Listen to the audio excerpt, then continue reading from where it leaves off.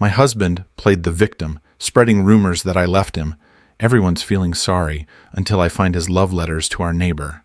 Well then, if he wants a show, he's about to get one. All right, let me break it down. My name's Sarah, 28 years old, and let's just say I never thought I'd be the one airing my life out for all to see. But hey, here we are. Life's funny like that.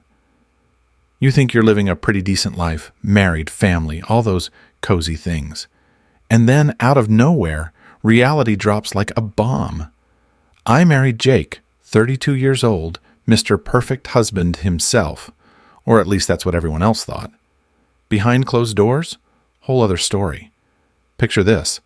Last Saturday, Jake decides to gather the whole family and friends for this little announcement. I'm thinking, great. Maybe he's finally going to admit he's been avoiding every single responsibility around the house. But no. He had something even more dramatic up his sleeve. He stands up, clears his throat, and in the most pitiful voice you've ever heard, he starts going on about how I left him and how he's just been devastated ever since. The whole time, I'm sitting there thinking, dude, what on earth are you talking about? He's got that little frown plastered on his face, looking around for sympathy like he's some kind of tragic hero. And let me tell you, everyone in the room was eating it up. You should have seen his performance. He's leaning forward, voice all low and shaky, like he's about to tear up any second. I don't know what went wrong, he says, dramatically glancing at his mom for effect. I thought we had a strong bond. But Sarah, she just left me. And then he does this thing. He takes this deep, heartbreaking breath like he's barely holding it together. And I swear, his mom nearly fainted with sadness. His friends looked at him like he'd just survived some epic tragedy. It was a masterclass in manipulation, let me tell you. But here's the kicker. Not only did he paint me as the bad guy who left him out of nowhere, but he made it sound like I'd walked out on him for some other guy. Yeah, apparently I've just been so ungrateful and cold-hearted, running off to live my own life without a care for his poor, shattered heart. His exact words, "She's changed, guys. She's just not the woman I married." Can you believe this guy? He even dropped that classic line like it was some kind of movie script. And the worst part, they all nodded along like, oh yeah, Sarah's definitely lost it. I couldn't believe what I was hearing. And honestly, if it wasn't so infuriating, it would have been almost impressive. He had everyone hooked, hanging on to every word, believing every sad sigh. His mom even got up and hugged him like he was some wounded puppy. Meanwhile, I'm sitting there, watching this whole charade play out, and trying to keep my jaw from dropping on the floor. Here's a man who's been sneaking around with our neighbor for months, acting like nothing's wrong, and now he's painting me as the villain in his little story. So, yeah. That's how I found myself as the bad guy in my own life, all thanks to Jake's Oscar-worthy performance. But let me tell you, if he thinks he's getting away with this, oh, he's in for a rude awakening, alright, comma. So after watching Jake's little soap opera, I realized I couldn't just sit there and let him keep up his act. I mean, he had people feeling bad for him. Bad for him. The guy who wouldn't lift a finger around the house and would mysteriously disappear every Saturday night. Yeah, that guy. So I decided fine. If he wants to play victim, I'll be the one to show everyone what kind of poor, heartbroken husband he really is. I started with the basics. His phone. Jake had always been a little too protective of his phone, but one night he left it on the kitchen counter, and I wasn't about to miss my chance. I grabbed it, punched in his password, honestly, who still uses their birthday, and opened up his messages, and there it was, this whole thread between him and our lovely neighbor, Emma. Just reading it felt like walking into a bad reality show. He'd send her little winking emojis, actual heart emojis, and messages like, "Can't wait to see you again, babe." Babe? Really, Jake? So I start scrolling, and it's just worse and worse. They're talking about their special dinners, that he's never once planned for me, little gifts he'd gotten her, even making jokes about me not understanding him. And that's when it hit me. This guy had been living a whole second life with a woman 2 houses down, and he thought he'd never get caught. Like what? Did he think he was some secret agent or something? But here's the real kicker. Apparently, Emma was no stranger to these games. She'd been keeping all his messages like little love notes, and it's clear she's using them as some kind of bargaining chip. The more I read, the more I realized. She wasn't just a fling, she was his personal drama queen, and from the looks of it, she enjoyed having him wrapped around her finger. I mean, in one message, she literally wrote, "Wouldn't want your little wife finding out." Little wife? Oh, that was rich. It took everything in me not to just explode right then and there. So, yeah, now I had the juicy evidence. Dozens of texts, photos, even some really embarrassing selfies he'd sent her with captions like, "Missing you." I nearly gagged. It was like I was seeing a side of Jake I never knew, and not in a good way. But instead of storming over to him and making a scene, I decided to play it cool. I mean, if he thought he could outplay me, he had another thing coming.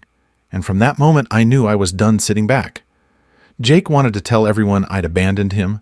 Fine, but I'd be showing them all exactly why he'd been left behind. So just when I thought I'd seen it all, fate throws another surprise my way. I'm standing in the kitchen sipping my coffee when there's a knock on the door.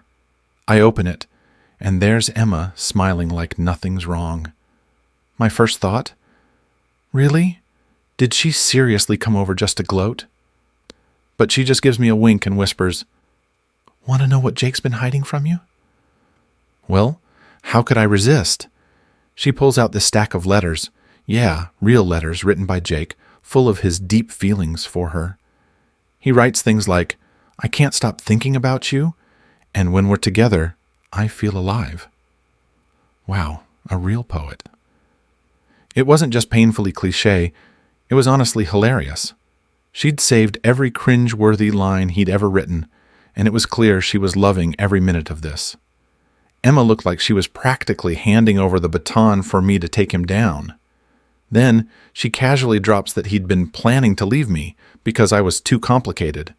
Well, isn't that sweet? My own husband wanted to paint me as the villain just so he could play house with the neighbor, thinking I'd never catch on. Talk about overconfidence. I asked Emma what her angle was. She just smiled and said, "Let's just say he no longer meets my standards." Well, isn't that rich? I thanked her with the most sarcastic smile I could muster and closed the door, knowing Jake had absolutely no idea what kind of chaos he'd just brought on himself. All right, comma. So I've got Jake's pathetic love letters in hand, plus a newfound ally in Emma, who, let's be real, just wanted a front row seat to the chaos. Now, I'm not the kind to rush into things. If he wanted a spectacle, I'd make sure it was legendary. I knew I had to wait for the right moment, so I planned a family dinner. Jake was thrilled, thinking I'd called everyone over to make some tearful confession about how I'd wronged him. Oh, if only he knew. The place was packed. His parents, siblings, a few friends who'd all bought into his poor me story. I played it cool, letting him soak up all the sympathy before I dropped the bomb. Right as he launched into his tragic speech about how I'd abandoned him, I stood up, gave him my sweetest smile, and pulled out the letters. "Since Jake loves being honest with everyone here," I said, waving the letters, "why don't we all read what he's really been up to?" The room went dead silent. Jake's face went pale. I started reading, making sure to hit every cringy line about how alive he felt with Emma. His mom gasped. His dad looked ready to strangle him, and his friends just sat there, stunned. Jake tried to grab the letters, mumbling something about misunderstandings. But at that point, too late, buddy. The damage was done. Watching everyone's faces shift from sympathy to disgust was priceless. All right, comma. So after watching Jake squirm through my little reading of his love letters, I knew I wasn't done. Oh, no, no, no. This show was just getting started. Turns out those letters were only Act 1. You see, I'd been holding on to something even juicier. Audio recordings. Yep, Jake and Emma's little heart-to-heart phone calls saved right to my phone. Talk about adding a soundtrack to this tragic drama. So there we were, in the middle of this absolute emotional car wreck of a family dinner. Jake's mom was still fanning herself. His dad was silently fuming, and Jake? The man was pale as a ghost, like he'd seen his whole life flash before his eyes. But I wasn't about to let him off the hook. I stood up again, looking around the room with this casual, "oh, there's more" expression, and said, "You know what? I think everyone here deserves to hear the full story." Jake's eyes widened as I hit play on my phone. Cue Emma's voice, soft and flirty, talking about how thrilling it was sneaking around and how much she loved their little secret. Jake's voice came through too, full of the worst romantic nonsense I'd ever heard. "You're the only one who gets me," he says in the recording. "Really, Jake? That's the best you've got?" The reactions were priceless. His sister actually covered her mouth in shock. His dad slammed his fist on the table, and his mom just stared wide-eyed at her sweet boy. Jake tried to cut in, stuttering something about private conversations and misunderstandings. But I just raised my hand and kept the recording going. The man was a deer in headlights, and I wasn't about to stop the car. And here's where it got good. In one part of the call, Emma laughs and says, "Well, when are you finally going to leave her?" There it was, plain as day, his whole plan to ditch me and run off with the neighbor, and I could practically hear the jaws dropping around the table. Jake was cornered, trying to save face with whatever scraps of dignity he had left, but it was game over. When the recording finished, I put my phone down, gave Jake a look that said, "checkmate," and waited. And let me tell you, the silence in that room was golden dot all right, comma. So after the audio bombshell, the room was in absolute shambles. You could practically hear everyone's brains whirring, trying to process what they'd just heard.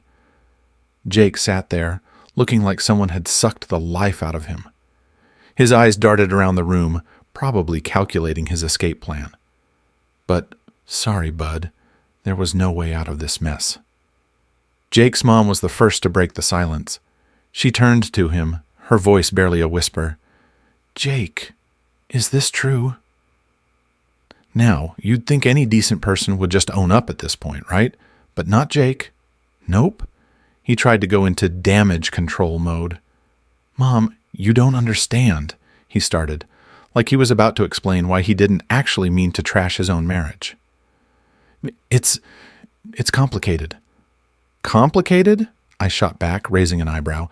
"Jake, please, the only complicated thing here is how you managed to keep lying this long without tripping over yourself." He gave me a glare, but what was he going to say? It was his voice on those recordings, his words. He was done. And then, just when I thought it couldn't get any better, Jake's dad stood up, looked at his son with this epic mix of disappointment and disgust, and said, "I think you owe everyone here an apology, especially Sarah." The room was dead silent. Jake stammered, mumbling some half-hearted "sorry" my way, but I wasn't letting him off that easily. I just smirked and said, "Wow, Jake, I've never felt so moved by an apology in my life. Truly inspiring." Then his friends started to chime in, whispering to each other, and one of them, Rob, leaned forward and asked, "Dude, the neighbor, really?"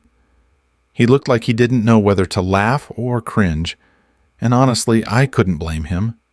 The tragic victim act Jake had been playing in front of them for weeks completely shattered.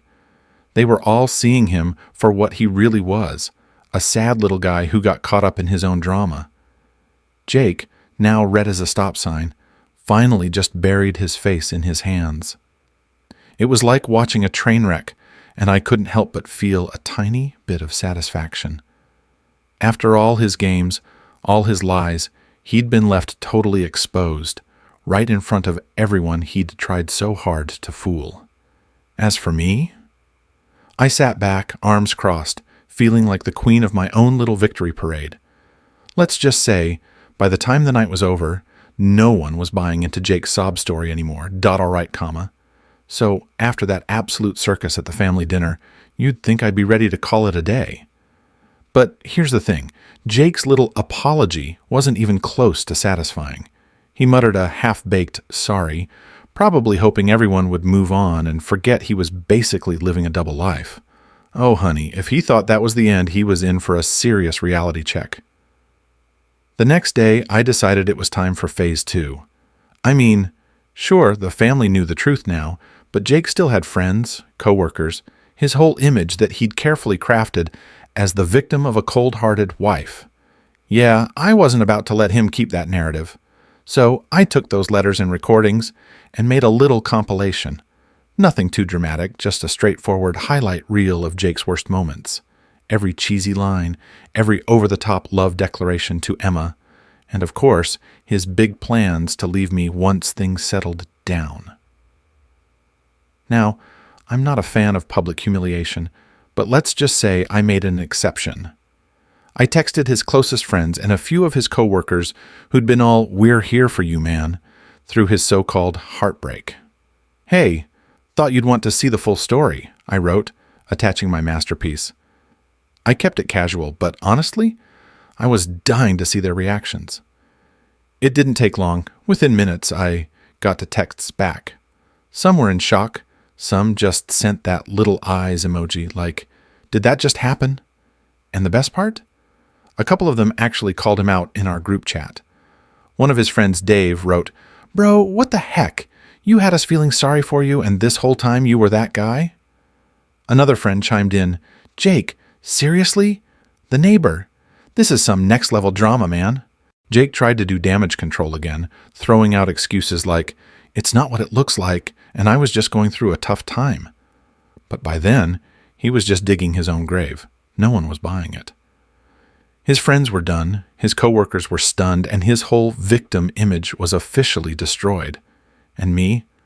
I sat back, phone in hand, enjoying every second of it, .so, after my highlight reel of Jake's greatest hits made the rounds. His entire world crumbled faster than you could say bad decisions. His friends ghosted him, his family stopped answering his calls, and from what I heard, even his coworkers looked at him like he was some walking soap opera they wanted no part of. Honestly, mission accomplished. A couple days later, Jake shows up at my door, looking like he'd just gone through the world's worst breakup. Oh wait, he had. He tried the whole sad puppy eyes routine, mumbling about how he made a mistake and that he wanted to fix things. The audacity! I had to stop myself from laughing right in his face. Fix things? Like I was some old lamp he could just glue back together? Not happening. I crossed my arms, leaned against the doorframe, and gave him my best "I'm not buying it" look. "Jake, you seriously think I'm going to forget all the creative writing you did with Emma?" I said. He stammered, trying to explain himself, but at this point it was like watching a fish flop around on dry land. Pathetic, and a little bit hilarious. Then he hit me with the classic, "But we have a history, Sarah. Doesn't that mean anything to you?" I had to bite back a grin. "A history? Jake, yeah, we have history, and it's a dumpster fire." He looked so taken aback, I almost felt a little sorry for him. Almost. As he kept talking, going on about starting fresh and moving forward, I realized something. For the first time in a long time, I actually felt free. Like I was finally done with the lies, the drama, all of it. So I just held up my hand, cut him off, and said, "Jake, we're done. You wanted to play the victim? Congrats. Now you really are one." And with that, I closed the door. Walking away from that mess was the best decision I'd ever made. I'd shown Jake, his friends, and anyone else watching that I wasn't someone to mess with. And as for Jake, last I heard, he and Emma didn't exactly get their happy ending either. Apparently, she had a few standards he couldn't meet. Go figure. So, here's to fresh starts and knowing your worth. Sometimes the best revenge is just walking away and letting the truth do the rest.